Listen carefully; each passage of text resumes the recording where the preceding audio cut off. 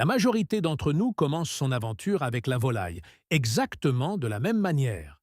Vous construisez un poulailler, acquérez vos oiseaux, et vous vous rendez ensuite au magasin local pour acheter un sac de 50 livres d'aliments industriels. Cela semble être le choix responsable. Cela semble être la bonne voie, car nous avons été conditionnés à croire que c'est ce que l'élevage moderne exige. Cependant, vous commencez finalement à observer un changement après plusieurs mois. Vous voyez le prix de ce sac grimper régulièrement. Parfois, ce ne sont que quelques centimes. D'autres fois, c'est $1, ou même plus. Vous remarquez que le sac ne semble plus durer aussi longtemps qu'avant. Peut-être que les oiseaux eux-mêmes ne paraissent pas aussi éclatants que ceux des brochures publicitaires. Un sentiment d'anxiété commence à s'installer lorsque vous réalisez que l'ensemble de votre projet, qu'il s'agisse de 5 poules dans une petite cour ou de 50 sur une plus grande ferme, dépend entièrement d'une chaîne d'approvisionnement mondiale qui échappe à votre contrôle. Les aliments commerciaux pour volailles sont indéniablement pratiques. Il n'y a rien à redire là-dessus. Pourtant, ils coûtent cher et deviennent de plus en plus irréguliers. Les prix continuent de grimper, la qualité fluctue, et si vous examinez de près l'étiquette des ingrédients, beaucoup de ces produits sont remplis de matière de remplissage, plutôt que d'une nutrition réelle et dense. Vous payez essentiellement une prime élevée pour le confort, tandis que vos oiseaux ne reçoivent que le strict minimum nécessaire à leur survie. Nous devons marquer une pause et considérer l'animal lui-même. Les poulets n'ont pas évolué pour consommer des granulés secs et transformés, fabriqués en usine. Ils ont évolué pour s'épanouir grâce à des organismes vivants, de la végétation verte, des graines, des insectes et de la matière végétale fraîche. Lorsque nous les obligeons à dépendre entièrement d'un sac acheté en magasin, nous travaillons essentiellement contre leur biologie naturelle. Nous prenons une créature spécifiquement conçue pour le glanage et nous la transformons en un simple consommateur de produits industriels. C'est précisément la raison pour laquelle tant de troupeaux rencontrent des problèmes de santé, pourquoi la production d'œufs chute souvent sans prévenir, et pourquoi le coût réel d'une douzaine d'œufs provenant de votre propre terrain finit fréquemment par être plus élevé que ceux que l'on trouve au supermarché. La solution n'est pas de chercher une marque d'aliments plus abordable. La véritable solution est de cesser de considérer l'alimentation comme une marchandise que vous achetez, et de commencer à la considérer comme quelque chose que vous cultivez. Je ne suggère pas de planter quelques rangées de maïs ou de leur jeter simplement quelques restes de cuisine. Cela ne constitue pas un système, ce n'est qu'une friandise. Je parle d'établir une boucle régénérative où le soleil, la terre et une collection spécifique de plantes font le plus gros du travail pour vous. Au fil des ans, j'ai découvert qu'il existe des plantes particulières qui font bien plus que simplement remplir un estomac. Il existe des plantes qui servent de piliers fondamentaux. Ce sont des variétés qui reviennent année après année, ne nécessitant presque aucun entretien une fois établies. Et elles remplacent efficacement les profils nutritionnels spécifiques que l'on trouve dans ces sacs commerciaux coûteux. Nous allons examiner un cadre de 6 plantes spécifiques. Il ne s'agit pas d'un assortiment aléatoire. C'est un système délibéré et calculé. Certaines de ces plantes sont destinées à remplacer les protéines présentes dans le soja et la farine de poisson. D'autres remplacent les glucides généralement fournis par le maïs. D'autres encore offrent les minéraux essentiels qui garantissent que les coquilles d'œufs restent dures et que les os restent robustes. Lorsque vous les mettez en terre, vous faites plus que du simple jardinage. Vous créez une police d'assurance. Vous établissez une réalité où, si le magasin d'aliments fermait demain, ou si les prix doublaient la semaine prochaine, vos oiseaux ne mourraient pas de faim. En fait, ils pourraient même devenir plus sains qu'ils ne l'ont jamais été. Il s'agit de passer d'un état de dépendance à un état de véritable résilience. Il s'agit de reconnaître que les aliments pour poulets les plus denses en nutriments poussent déjà librement tout autour de nous, et qu'une fois plantés, ils ne cessent de revenir. Nous allons naviguer à travers ce système couche par couche. Nous commencerons par les poids lourds, les sources primaires de protéines, puis nous passerons aux minéraux et à la santé digestive. À la fin, vous verrez votre cours non pas seulement comme un morceau de pelouse, mais comme un garde-manger vivant qui se remplit constamment de lui-même. Parlons de l'élément le plus coûteux de ce sac d'aliments que vous avez acheté, les protéines. La protéine sert de moteur à l'oiseau. Elle dicte le taux de croissance, le développement musculaire, la qualité des plumes, la taille des œufs et la régularité de la production. Dans les aliments industriels, cette protéine provient généralement du tourteau de soja ou de la farine de poisson, des produits de base qui subissent des fluctuations sauvages tant en prix qu'en qualité. Lorsque les niveaux de protéines sont insuffisants ou que la qualité est médiocre, vos oiseaux peuvent réussir à survivre, mais ils ne s'épanouiront certainement pas. Ils cesseront de pondre, perdront du poids et deviendront vulnérables aux maladies. La nature, cependant, nous fournit deux plantes spécifiques qui peuvent égaler ou même surpasser ces sources industrielles. Une fois que vous les avez établies, elles ne vous coûtent absolument rien, si ce n'est un peu de votre temps. Le premier pilier de notre système axé sur les protéines est le moringa. Vous le connaissez peut-être comme un complément de santé pour les humains, mais pour une basse-cour, c'est une culture de base. Les feuilles du moringa sont une mine de nutriments, offrant une teneur en protéines qui rivalise avec de nombreux aliments professionnels. Mais contrairement aux granulés transformés, le moringa fournit du calcium, du fer et des vitamines A et C, sous une forme vivante que les poulets peuvent digérer sans aucune fatigue interne. Lorsque vous intégrez cela régulièrement à leur régime, vous constaterez un changement notable dans le tempérament du troupeau. Les oiseaux nourris au moringa ont tendance à être beaucoup plus calmes et picorent avec moins d'agressivité, parce que leurs besoins nutritionnels profonds sont réellement satisfaits. Ce piquage persistant et cet arrachage de plumes que l'on observe souvent dans les troupeaux stressés disparaissent fréquemment car les oiseaux se sentent rassasiés, et pas seulement pleins. Le moringa prospère dans les climats plus chauds et réagit à la récolte en repoussant de manière encore plus touffue et rapide. Cela signifie que vous pouvez en récolter chaque semaine sans jamais risquer la vie de la plante. Alors que le moringa assure la stabilité dans le sol, notre deuxième source primaire de protéines provient de l'eau. La lentille d'eau est souvent rejetée comme une simple écume de mare, mais dans un système de ferme fonctionnel, elle agit comme une usine à protéines à grande vitesse. Cette minuscule plante aquatique convertit efficacement la lumière du soleil et l'eau en une nutrition dense, affichant une concentration en protéines comprise entre 30 et 40%. Cela la place exactement dans la même catégorie nutritionnelle que les tourteaux de soja et les farines de poisson coûteux que vous tentez de remplacer. Comme elle pousse à la surface de l'eau, la protéine est tendre et déjà partiellement décomposée, ce qui la rend incroyablement simple à digérer pour les poulets par rapport aux grains durs et secs. La véritable force de la lentille d'eau réside dans sa vitesse de régénération. Elle se reproduit à un rythme exponentiel sur les eaux stagnantes, qu'il s'agisse d'une mare naturelle, d'un simple fût ou d'un vieux réservoir en béton. Vous pouvez en récolter une part importante pour nourrir vos oiseaux aujourd'hui et, tant qu'il y a suffisamment de nutriments et de soleil, elle se reconstituera complètement en quelques jours seulement. Elle établit efficacement une boucle fermée où vous générez des protéines de haute qualité pour la construction musculaire à partir de ce qui serait autrement de l'espace gaspillé. En fusionnant la fiabilité terrestre du moringa avec la production aquatique rapide de la lentille d'eau, vous résolvez efficacement la partie la plus coûteuse de l'équation alimentaire des poulets. Vous n'êtes plus un acheteur de protéines, vous en êtes le producteur. Les protéines construisent l'oiseau physique, mais la digestion est ce qui alimente cette construction.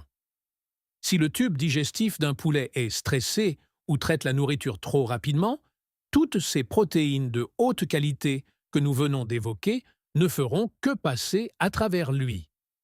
Pour capturer réellement cette valeur nutritionnelle, nous avons besoin d'un deuxième groupe de plantes axé entièrement sur l'équilibre, l'hydratation et l'absorption des nutriments. C'est le domaine où la plupart des gens échouent, car ils se concentrent exclusivement sur la croissance plutôt que sur le moteur interne qui la soutient. La première plante de cette catégorie est l'une des cultures les plus productives que vous puissiez cultiver, les feuilles de patates douces. Alors que nous nous concentrons généralement sur les tubercules pour notre propre consommation, les lianes sont une ressource extraordinaire pour le troupeau. Ces feuilles sont riches en fibres, en antioxydants et en vitamines vitales qui stabilisent la santé intestinale. Contrairement aux aliments commerciaux, riches en protéines, qui forcent souvent une croissance rapide et entraînent des problèmes digestifs ou des fientes liquides, les feuilles de patates douces favorisent l'équilibre interne.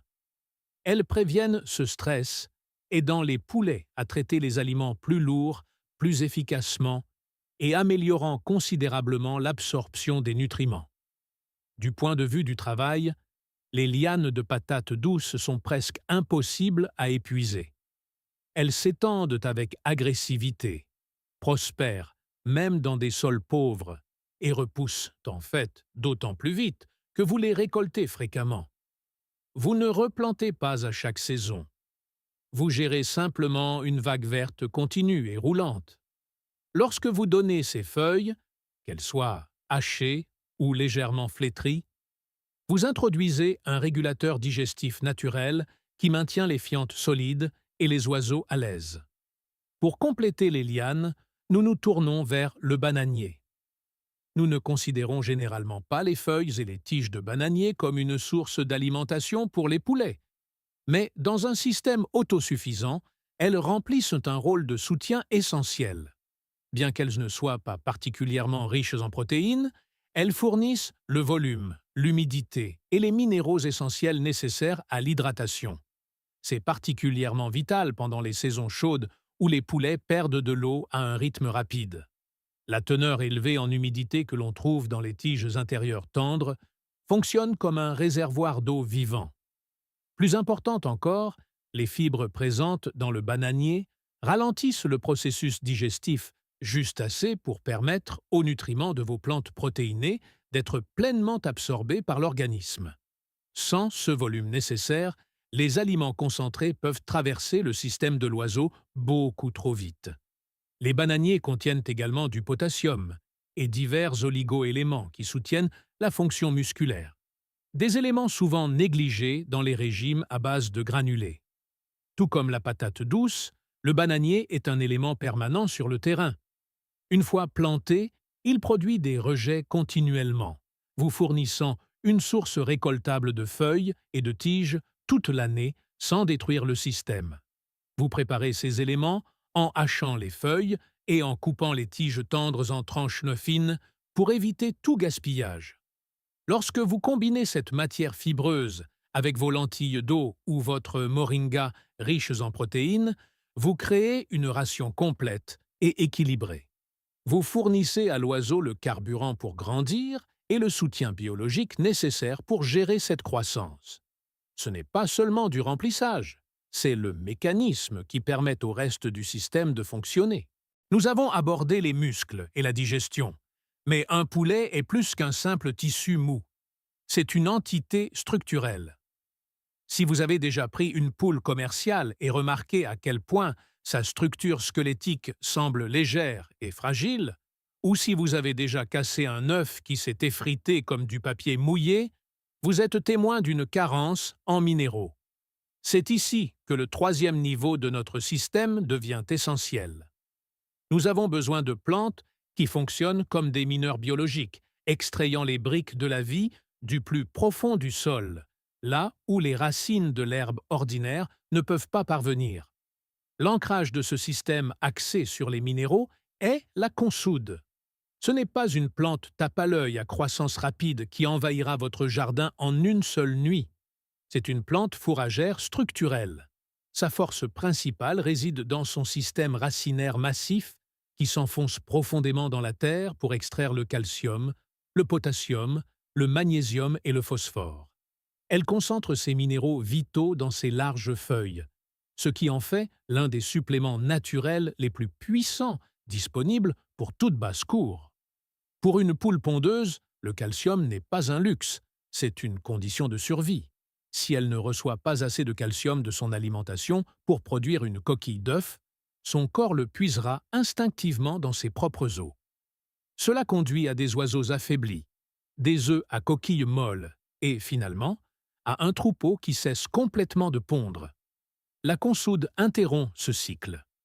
En hachant ses feuilles riches en minéraux et en les incorporant à l'alimentation, vous renforcez la fondation squelettique de l'oiseau et assurez la production de coquilles, d'œufs épaisses et régulières. Mieux encore, la consoude est une vivace. Vous la plantez une fois à partir de boutures de racines et elle revient année après année. Vous pouvez la couper jusqu'au sol et elle fera pousser de nouvelles feuilles fraîches plusieurs fois au cours d'une seule saison. C'est l'épine dorsale d'un système durable à long terme. Alors que la consoude construit le cadre, nous avons toujours besoin du carburant pour le faire bouger. Cela nous mène à l'amarante, la seule plante de tout ce système qui peut véritablement remplacer à la fois le fourrage vert et les grains traditionnels. La plupart des gens pensent qu'ils doivent acheter du maïs ou du blé pour fournir de l'énergie. Mais l'amarante offre une récolte à double usage. Premièrement, elle vous fournit des légumes verts denses en nutriments, riches en fer et en calcium. Deuxièmement, et c'est plus important, elle produit des graines à haute teneur énergétique que les poulets reconnaissent instinctivement comme une source de nourriture primaire. Ces graines sont essentiellement la batterie de votre jardin. Elles fournissent les glucides, les protéines et les graisses essentielles nécessaires au maintien du poids corporel et des niveaux d'énergie. C'est crucial, car les légumes verts seuls manquent souvent de la densité calorique nécessaire pour garder un oiseau au chaud pendant l'hiver ou actif pendant une longue journée de recherche de nourriture. L'amarante comble cette lacune spécifique. Dans les systèmes agricoles traditionnels, vous devez replanter les grains chaque année. L'amarante, cependant, se ressème d'elle-même. Une fois établie, elle revient souvent la saison suivante, sans que vous ayez à lever le petit doigt. Cette plante sert également de pont critique entre les saisons. Lorsque vos verdures d'été commencent à faner, et avant que vos cultures de saison fraîche ne prennent le relais, les graines stockées de votre récolte d'amarante maintiennent les niveaux d'énergie du troupeau élevés. Cela prévient ce déclin soudain de la production d'œufs qui survient souvent lors du changement de saison. En combinant les minéraux profonds de la consoude avec les graines énergétiques de l'amarante, vous garantissez que vos oiseaux ne survivent pas seulement avec des salades. Ils construisent des corps robustes et maintiennent les réserves d'énergie dont ils ont besoin pour travailler pour vous. Maintenant, je veux que vous visualisiez à quoi cela ressemble concrètement un mardi matin ordinaire. C'est le moment où la théorie rencontre la réalité de la Terre.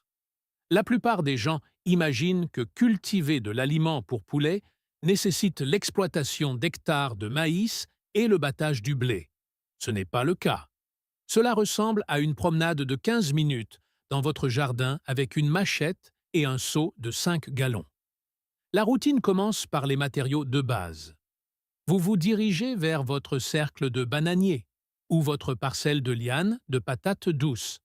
Ce sont vos plantes productrices de volume. Vous coupez quelques grandes feuilles de bananier ou une longueur de liane de patates douces. Vous ne tuez pas la plante. Vous la taillez simplement.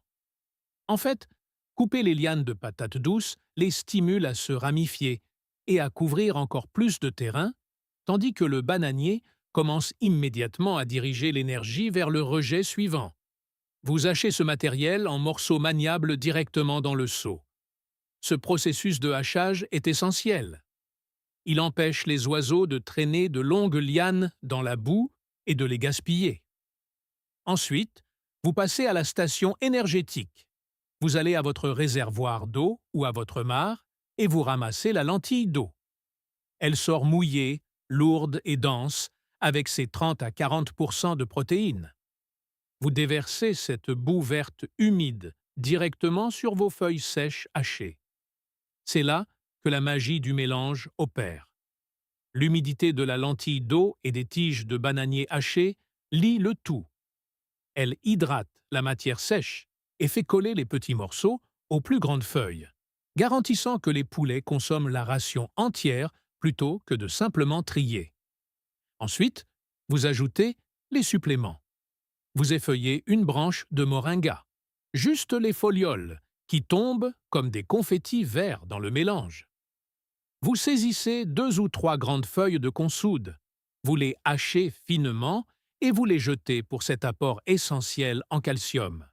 Si c'est la fin de l'été ou l'automne, peut-être secouez-vous une tête florale séchée d'amarante au-dessus du seau pour ajouter ces graines à haute teneur énergétique. Lorsque vous videz ce mélange dans l'auge, vous remarquerez quelque chose de différent. Les poulets ne font pas que l'inhaler, comme ils le font avec les granulés transformés. Ils grattent à l'intérieur. Ils picorent les lentilles d'eau brillante collées aux feuilles de bananier. Ils déchirent les tiges fibreuses de patates douces. Cela prend du temps. Ce comportement naturel de recherche de nourriture réduit l'ennui et l'agressivité au sein du troupeau car ils travaillent réellement pour leur repas. Mais voici la véritable révélation. Simplement, en les nourrissant, vous avez déclenché le système pour qu'il se remplisse de lui-même. La lentille d'eau que vous avez ramassée a libéré de la surface sur l'eau, signalant aux plantes restantes de doubler leur population pour combler le vide. La branche de moringa que vous avez coupée a poussé l'arbre à produire une nouvelle croissance touffue plus bas sur le tronc. Le fumier que les poulets produisent à partir de ce repas sera composté et retourné au cercle de bananiers ou à la parcelle de patates douces, fermant la boucle. Vous ne videz pas un silo qui finit par être vide. Vous faites tourner une roue. Chaque récolte stimule la phase de croissance suivante. Pendant la saison des pluies, votre patate douce et votre lentille d'eau exploseront de croissance, devenant votre aliment principal. Pendant la saison sèche, lorsque les verdures ralentissent, votre consoude aux racines profondes et vos tiges de bananier riches en humidité maintiennent le troupeau hydraté et minéralisé, tandis que vos graines d'amarante stockées fournissent l'énergie nécessaire pour combler le manque. C'est une chorégraphie de plantes qui fonctionne parce qu'elles atteignent toute leur apogée à des moments légèrement différents et offrent des avantages nutritionnels différents. Le véritable test de tout système n'est pas sa performance lors d'une journée de printemps parfaite où l'herbe est verte et les insectes abondants. Le véritable test est ce qui se passe quand les choses tournent mal. J'ai vu les prix des aliments monter en flèche du jour au lendemain à cause d'une sécheresse à 3 états de là. J'ai vu des chaînes d'approvisionnement bégayer et échouer.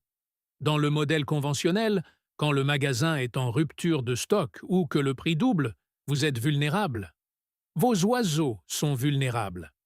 Mais lorsque vous entrez dans un système régénératif, vous construisez une couche d'isolation entre votre troupeau et le chaos du monde extérieur. Ce système est conçu pour la résilience. Considérez la chaleur intense de l'été lorsque les pâturages s'assèchent et que les herbes à racines peu profondes brunissent. Dans une installation standard, vous devriez transporter de l'eau supplémentaire et acheter plus de grains pour compenser le manque de fourrage. Mais dans ce système, le bananier devient votre assurance sécheresse. Son tronc est essentiellement une colonne d'eau sur pied, stockée et prête à être puisée. Quand tout le reste flétrit, vous pouvez hacher une tige de bananier et fournir à vos oiseaux de l'hydratation et un matériau fibreux frais qui maintient leur température interne basse. En même temps, alors que les cultures terrestres peuvent souffrir de la chaleur, votre lentille d'eau prospère. Tant que vous maintenez le niveau d'eau, la chaleur accélère en fait sa croissance. Elle devient une réserve de protéines d'urgence qui continue de produire jour après jour. quel que soit l'état de l'humidité du sol. Vous équilibrez un déficit terrestre par un surplus aquatique. Regardez ensuite le sol lui-même. Avec le temps, les pluies abondantes peuvent lessiver les nutriments de la couche arable, ou un jardinage constant peut épuiser la fertilité. La plupart des gens corrigent cela en achetant de l'engrais. Vous le corrigez avec la consoude car ses racines descendent de 2 à 3 mètres. Elle accède à une banque de minéraux qui n'a pas été touchée. Elle remonte le calcium et le phosphore, qui étaient effectivement perdus dans le sous-sol, et les injecte dans des feuilles que vous donnez ensuite aux poulets. Les poulets mangent les feuilles, digèrent les minéraux, et leur fumier renvoie ces nutriments des profondeurs de la terre directement dans la couche arable. Vous ne faites pas que nourrir des oiseaux, vous réparez votre terre. Cela crée un profond sentiment de paix. Il y a un sentiment spécifique que l'on ressent en regardant un sac d'aliments presque vide, une panique sourde, une note mentale qu'il va falloir dépenser de l'argent bientôt. Comparez cela au sentiment de regarder un bosquet de moringas ou une parcelle de lianes de patates douces. Vous regardez un garde-manger vivant. Vous savez que même si vous perdez votre emploi, ou si le camion n'arrive pas au magasin d'aliments, ou si l'inflation atteint 2 chiffres, votre troupeau mangera. Cette stabilité change votre façon de cultiver. Vous cessez de réagir aux problèmes et commencez à gérer des cycles. Vous cessez de vous inquiéter de la fragilité de l'oiseau et commencez à faire confiance à la force du système. Vous réalisez que la véritable sécurité ne vient pas de l'accumulation de sacs dans une remise. Elle vient de la plantation de racines dans le sol. Il est facile de regarder un système complet et d'avoir l'impression d'avoir une montagne à gravir. Ce n'est pas le cas. Vous n'avez pas besoin de labourer toute votre cour demain ou de creuser une mare ce week-end. La beauté de cette approche est qu'elle est modulable. Vous pouvez commencer par une seule bouture de patates douces plantée dans le coin d'un carré de jardin. Vous pouvez commencer avec un seul seau d'eau et une poignée de lentilles d'eau sur votre véranda. L'objectif n'est pas d'atteindre le coût zéro du jour au lendemain. L'objectif est de rompre l'habitude de la dépendance totale. Chaque feuille que vous récoltez est une poignée de granulés de moins que vous devez acheter. Chaque fois que vous voyez vos poulets manger quelque chose qui a poussé gratuitement dans le sol, vous faites un petit pas vers l'autonomie. Vous réappropriez une partie de la chaîne alimentaire qui a été externalisée il y a longtemps. La véritable liberté à la ferme ne vient pas du fait d'avoir assez d'argent pour acheter tout ce que l'on veut. Elle vient du fait d'avoir besoin de moins d'argent pour vivre la vie que l'on veut. Lorsque vous cultivez des aliments qui repoussent sans fin, puisent des nutriments dans le sol et nourrissent les oiseaux naturellement, vous passez de l'achat d'aliments à leur production. C'est une position de force. Commencez par une plante, puis ajoutez-en une autre, et construisez lentement un système qui nourrit vos poulets année après année. Si cette stratégie a changé votre regard sur les plantes de votre jardin et le potentiel de votre troupeau, n'oubliez pas de vous abonner à la chaîne et d'aimer cette vidéo. Nous découvrons les secrets de l'autosuffisance qui ont été négligés pendant trop longtemps.